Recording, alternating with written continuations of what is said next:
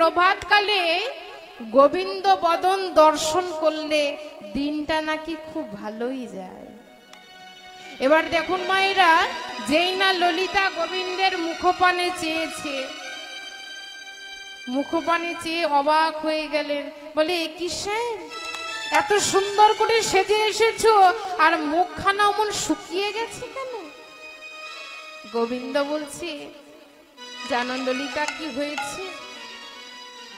কাল সারা রাত্রি রাধারানীর কথা চিন্তা করেছি, আর তোমাদের রাধারানীর কথা চিন্তা করতে করতে আমার এই দশা হয়ে গেছে। ও তাই বুঝিস? তা হবেই না কেন? বলি আমাদের রাধারানীকে তো কম ভালোবাসো না তুমি? তা হ্যাঁ গো, বলি তোমার কপালে ওটা কিসের দাগ? ওমা চন্দ্রা বলি সিঁদুরের দাগ লাগিয়ে দিয়েছিল, যখন নিজের হাতে করে সাজাচ্ছিল সিঁদুরের দাগ লাগিয়ে দিয়েছিল, নিজের শাড়ি পরিয়ে দিয়েছিল আমার গোবিন্দকে। আহা, এবার যখন ললিতা গোবিন্দের মুখপানে চেয়েছে, বলি ও শ্যাম, বলি তোমার কপালে ওটা কিসের দাগ?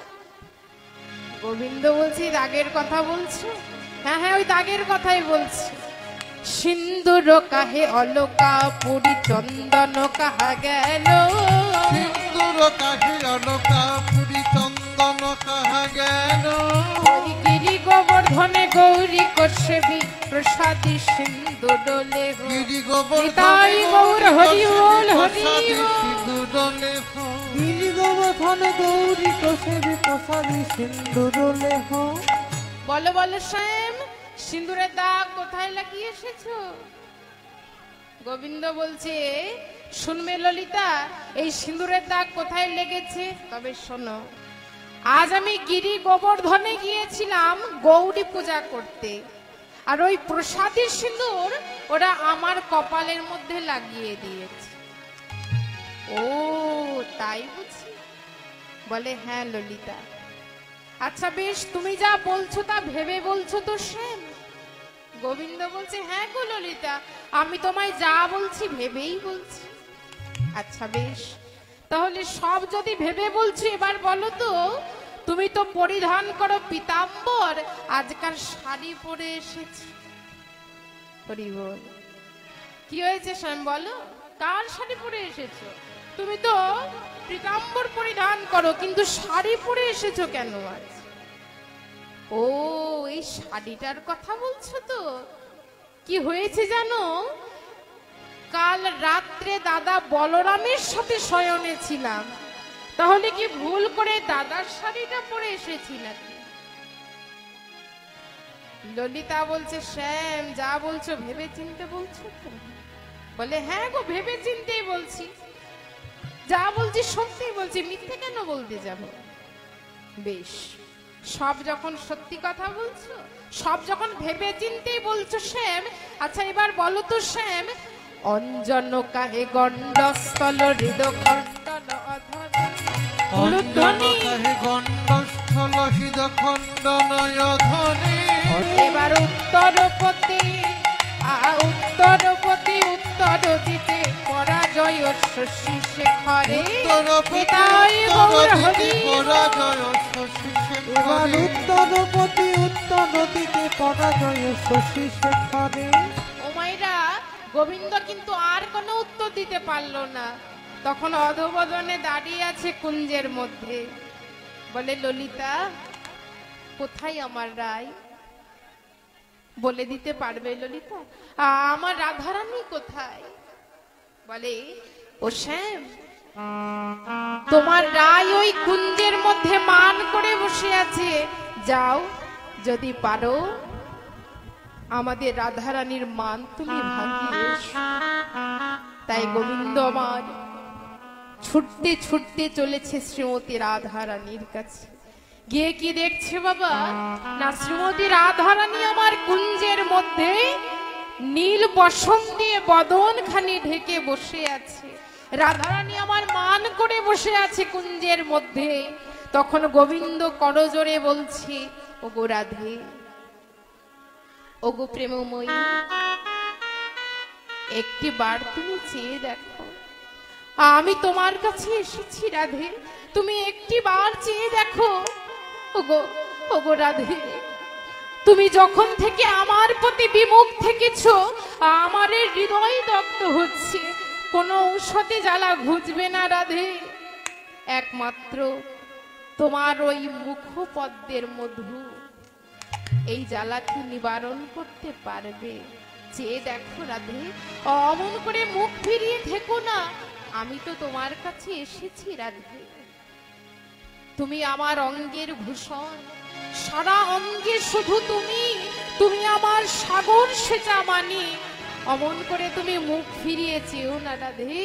এবার তুমি চেয়ে দেখো, বদর্শী যদি কিঞ্চিদপি দন্তরুচি কোমদী, বদসি যদি কিঞ্চিদপি দন্তরুচি কৌমুদী, বদর্শী যদি কিঞ্চিদপি দন্তরুচি কৌমদী, বদসি যদি কিঞ্চিদপি দন্তরুচি কৌমুদী, হরতি দর তিমির মতি গৌরং ও গৌরাধে, হরতি দরতি বীরমতি ঘোর রাধে। গোবিন্দ বলছে গো রাধে, তমস্বী মম জীবনাং তমস্বী মম ভূষণং, তুমি আমার অঙ্গের ভূষণ। ও গো রাধে, সারা অঙ্গে শুধু তুমি জড়িয়ে আছো, চেয়ে দেখো রাধে, তমস্বী মম জীবনং তমস্বী মম ভূষণ, তমসি মম জীবন তমসি মম ভূষণ, বলি তুমি আমার অঙ্গের রাধে ভূষণ, তুমি আমার অঙ্গের ভূষণ, রাধে তুমি আমার অঙ্গের ভূষণ, রাধে তুমি আমার অঙ্গের ভূষণ, রাধে তুমি আমার প্রাণাধিকা, তুমি আমার অঙ্গের ভূষণ। তুমি আমার নিতাই গৌর হরি বল হরি বল, তুমি আমার অঙ্গের ভূষণ, তুমি আমার প্রাণাধিকা, তুমি আমার অঙ্গের ভূষণ। রাধে তুমি আমার প্রাণাধিকা, তুমি আমার অঙ্গের ভূষণ, সরগরল খণ্ডন মম শিরসি মন্দন, সরগরল খণ্ডন মম শিরসি মণ্ডন। ভক্ত কবি জয়দেব গোস্বামী লিখলেন, আস্তে মাইরা, ভক্ত কবি জয়দেব গোস্বামী লিখলেন, সরগরল খণ্ডনং মম শিরসি মণ্ডন। আর কিন্তু জয়দেব লিখতে পারল না, পেছনের মায়েরা কথা বলবেন না। সরগরল খণ্ডনং মম শিরসি মণ্ডন, জয়দেব এই পর্যন্ত লিখেছেন, আর কিন্তু লিখতে পারলেন না। তাই মন বড়ই চঞ্চল, জয়দেব কি করেছে, পুঁথি বন্ধ রেখে চলে গেল স্নান করতে। জয়দেবের মন কিন্তু বড় চঞ্চল মা। আর এদিকে ভক্তাদিনে ভগবান চিন্তা করছে, ওগো জয়দেব, পরের অংশ পূর্ণ করতে তুমি লজ্জাবোধ করছো জয়দেব। তাই ভগবান কি করেছে দেখুন, ভগবান জয়দেবের রূপ ধারণ করে জয়দেবের কুটিরে এসে দাঁড়িয়েছে। জয়দেবের কুটিরে এসে ডাক দিয়ে বলছে, পদ্মা পদ্মা। পদ্মাবতী তাড়াতাড়ি করে বাইরে বেরিয়ে এসে বলে, এ কি স্বামী, তুমি তো এই মাত্র স্নানে গেলে, এত তাড়াতাড়ি করে ফিরে এলে। বলে, জানো পদ্মা, আমার যেতে যেতে একটা অসম্পূর্ণ শ্লোক মনে পড়ে গেল, ভাবলাম যদি আমি ভুলে যাই, তার জন্যই আবার ফিরে এলাম। এই বলে ভক্তাদিন ভগবান নিজ হস্তে সেই অসম্পূর্ণ শ্লোককে পূর্ণ করে দিলেন। দেহি পদ পল্লব মোদার। এবার পদ্মাবতীকে ডেকে বলছে, পদ্মা এক কাজ করো, তুমি আমার সেবার একটু ব্যবস্থা করো দেখি পদ্মা। পদ্মাবতী বলছে, কিন্তু স্বামী এখনো তো আমাদের রাধা মাধবের সেবা হলো না, এখনো রাধা মাধবের সেবা হলো না, তুমি সেবা করবে স্বামী? জয়দেব বলছে, পদ্মা তুমি মনে মনে চিন্তা করো আমি তোমার রাধা মাধব। তুমি মনে মনে চিন্তা করো তুমি রাধা মাধব কি সেবা দিচ্ছ, আমি তোমার রাধা মাধব। এই বলে ভক্তরূপী ভগবানকে পদ্মাবতী নিজের হাতে সেবা দিয়েছে। মা নিজের হাতে ভগবানকে সেবা দিয়ে শয়ন কক্ষে রেখে এসেছে। শয়ন কক্ষে রেখে যেই না প্রসাদ বদনে দিয়েছে, অমনি দ্বারে এসে ডাক দিচ্ছে জয়দেব, পদ্মা পদ্মা। এ কি পদ্মা, এখনো আমাদের রাধা মাধবের সেবা হলো না, এখনো আমি ভোজন করলাম না, আর তুমি ভোজন করতে বসেছো? ছি পদ্মা ছি। পদ্মাবতী তখন এক দৃষ্টি চেয়ে আছে স্বামীর পানে, আর মনে মনে চিন্তা করছে।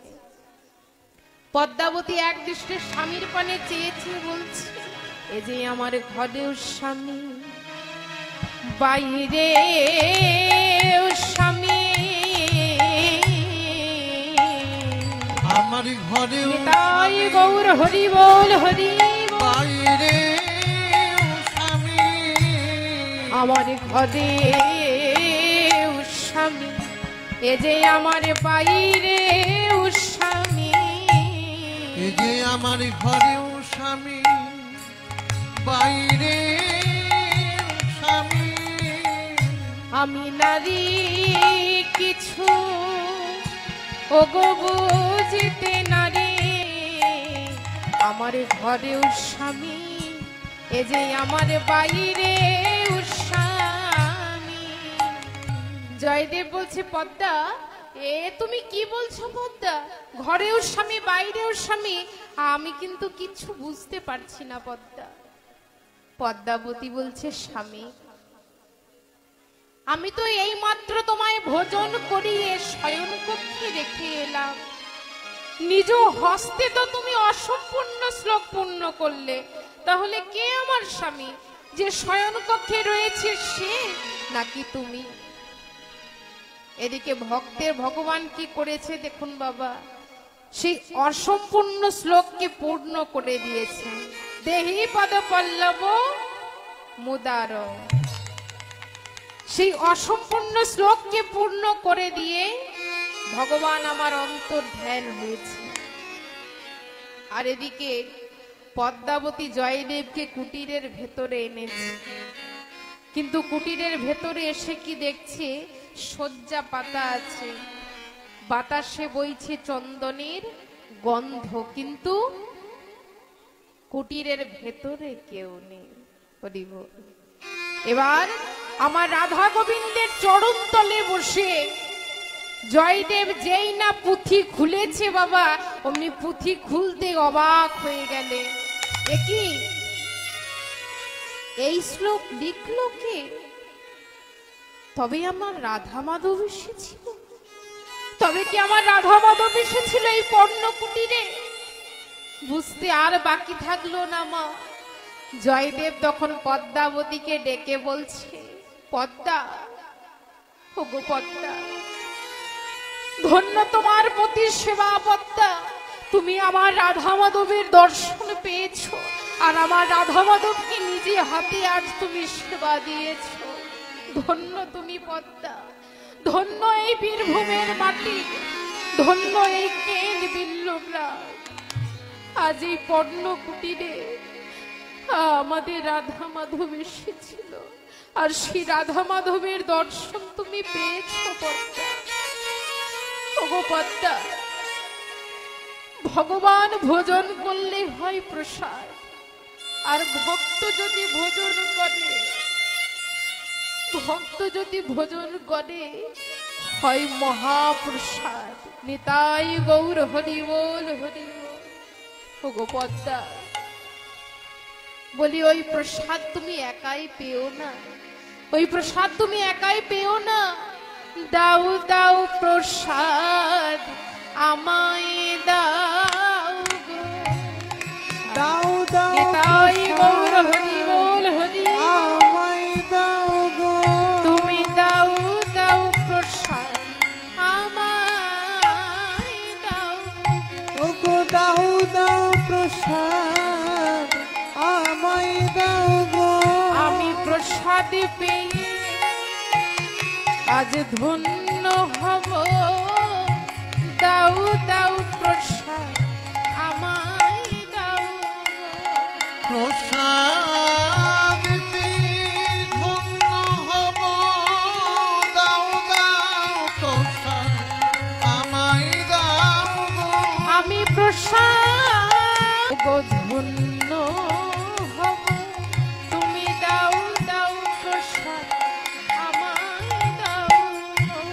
প্রসাদ পেয়ে ধন্য হব। দাও দাও প্রসাদ আমায় দাও গো। তাই দেখুন মা, গোবিন্দ কিন্তু আজ রাধারানীর মান ভাঙানোর চেষ্টা করেছে, কিন্তু মান ভাঙাতে পারছে না। এবার কোনো উপায় না পেয়ে কি করেছে, শ্রীমতী রাধারানীর চরণ দুটি জড়িয়ে ধরেছে। আহা, রাধারানীর চরণ দুটি জড়িয়ে ধরে আমার গোবিন্দ মান সাধনা করছে, কিন্তু তাতেও যে রাধারানীর মান ভাঙছে না। রাধারানীর পায়ে ধরেছে, তাও রাধারানীর মান ভাঙছে না বাবা। কেন না, রাধারানী যে অন্তর থেকে স্বয়ং কৃষ্ণকে দর্শন